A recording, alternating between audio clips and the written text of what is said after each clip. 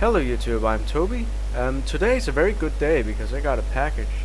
This packet contains 11 items of hardware and I'm not exactly sure what these 11 items are, since the guy I bought them from did not specify the items. However, I got the bundle at a decent price, so this is probably going to be a good day. Opening the box was a challenge on its own. What seemed like an opening turned out to be a dead end, but I finally managed to get it open. Once I got it open, I was met with a ton of paper. I mean lots and lots and lots of paper. I've never seen this much newspaper in my life. I finally managed to dig through the first layer, and I was met with a kind of motherboard. The exact type of motherboard I'm not sure of, but the guy was talking about an Athlon 3200 Plus or something, so I'm assuming that this is it.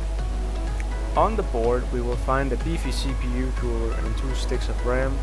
I don't see any SATA connectors, and thus I must assume that this only supports IDE connectors.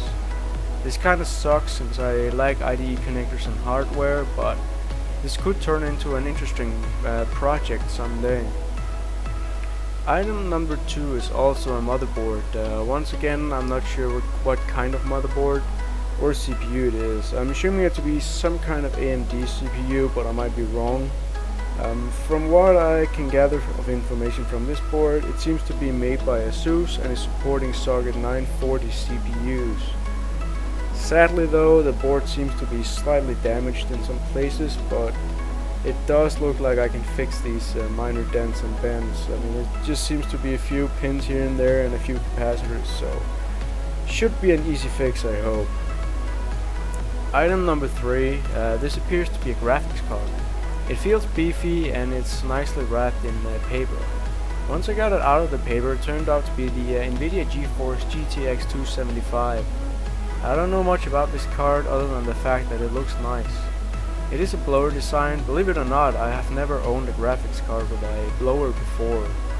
It is a double slot card with 2 DVI connectors and a connector that just said TV. I think this is what is known as S-Video, but I guess that was before my time and I really don't know anything about it, and thus I won't fill you up with garbage.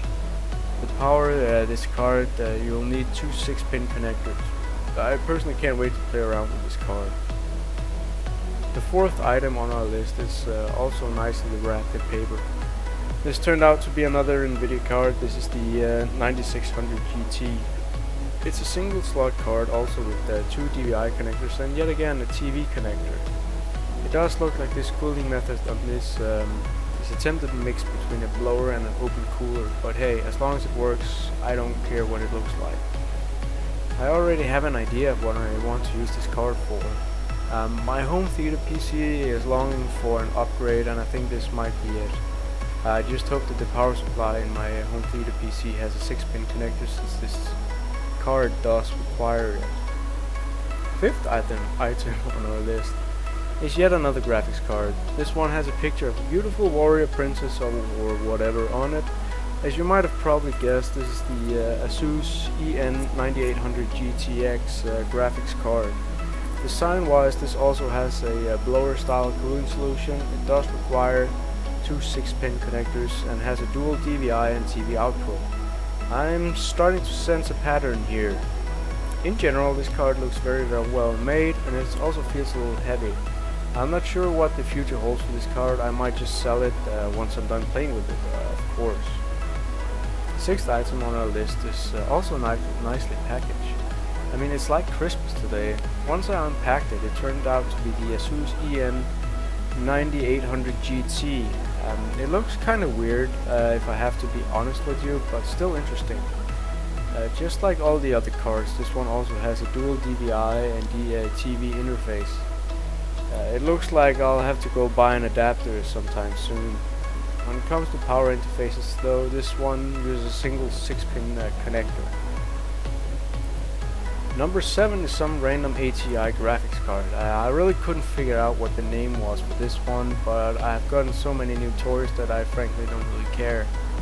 It is a blower style design with dual DVI ports and a TV port. This card requires no additional power, which is actually kinda nice, since it means it's easier to test and it won't run my power bill through the roof. The 8th item on this list is none other than the Asus GTX 260. This card also comes with a beautiful warrior princess on it. It looks like Asus has some kind of warrior princess fetish, but hey, I won't judge. Design wise, this one also uses the blower design to cool the GPU. I started this day having never owned a blower style graphics card before, and now I'm starting to feel like I have too many of them. Again, the video output of this card is also 2 DVI ports and a single TV port, and this one also does need 2 6-pin power connectors on this card. Number 9 is another ATI Radeon card. This one is bigger than the other one though. The red plastic they decided to use is a little see-through, and you can clearly see a couple of heat pipes inside of it. This is definitely one of the heaviest cards of today, and is another blower. For some reason this card also has 2 DVI ports and a TV port, not to mention the 2 6-pin power connectors. Yeah, these cards seems to have a lot of things in common actually. I hope you guys aren't tired of a graphics card yet, because number 10 is also a graphics card. It's the GT440. This one looks a little different though. It's thin and it has a weird looking heatsink with a tiny fan. Interface wise, this is probably underdog on this list. It only has 1 DVI port and an HDMI port and a display port. Yeah, I know, it's a crazy world out there. This also requires no external power connectors, which again makes it easy to test, and it won't run the power bill through the roof. And finally, item number 11. Yes, this is an entire PC. It's the HP Compact. I'm not sure what model of Compact this is, but I have been wanting a slim PC for a while. I recently told a friend of mine that he needs a home theater PC, so this is perfect for it. Let's open it up quickly and take a quick look of what's inside. I won't go too much into detail about this PC since it's going to be an entire video on its own, which kind of brings me to the point of this purchase. I'm planning on testing and benchmarking each and every one of these cards and components so that I can keep making videos for you guys.